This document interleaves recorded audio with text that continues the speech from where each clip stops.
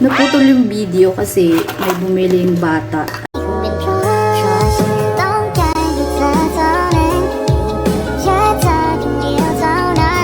Good morning mga kabans vlog. Ngayon magluluto ako ng ginataang papaya. Wow. Kasi nag-crave ako noon, ginataang papaya.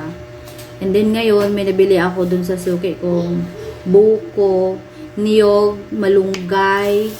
Ito yung malunggay. Bigay niya lang tong malunggay sa akin kasi nga super close na kami. And thank you so much kay ate and kay kuya kasi sobrang bait. Binigyan nila ako ng malunggay. And meron akong 3 sibuyas. And ito yung gata na gagamitin ko as in fresh na gata. Galing pa sa puno. Joke lang, hindi ko talaga alam kung saan galing to. Kung ilang araw na siyang tambay dito sa mundo. And ito yung papaya ko. Gagayatin ko na siya ng pakonti-konti. Kaya, meron din ako ampalaya.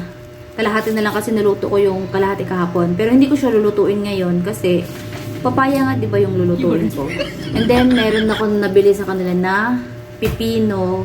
Wow. And ito, gagawin ko na lang salad later. Okay? And kunwari diet tayo for today's video. Naputol yung video kasi may bumiling bata. Alam mo ba, ang tawag nila sa akin, Mami ni Jacob, pabili po. Yun yung tawag nila sa akin. Sorry guys kung naputol yung ating kwentuhan kasi may bumili ng mga bagets. Pagpatuloy na natin yung paggagayat. And kailangan ko muna maghugas ng kamay kasi naghawak ako ng pera. Okay, wait lang. Kaya nakapaghugas na ako ng kamay. Kailangan talaga natin maghugas ng kamay. Palagi tuwing naghawak tayo ng pera, isa din yun sa napaka-importante kasi may kasama tayong bata. Hindi natin alam kung sino yung naghawak-hawak ng pera. And ngayon, tatapusin na natin yung paggagayat. Actually guys, kagigising ko lang. And hindi pa ako nagsusuklay. And dumating na yung suki ko. Nagtatawag na siya, gulay, gulay. Tapos nag-i-stop talaga sila dyan sa labas ng gate.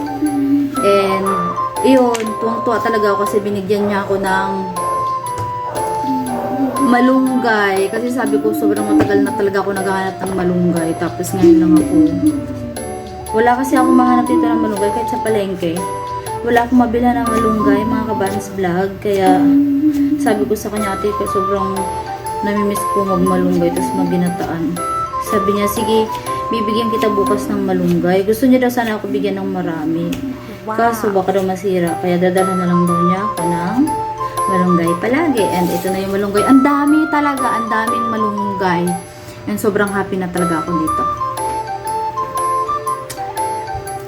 Sino ba dito ang hindi kumakain ng malunggay? Taas yung kamay.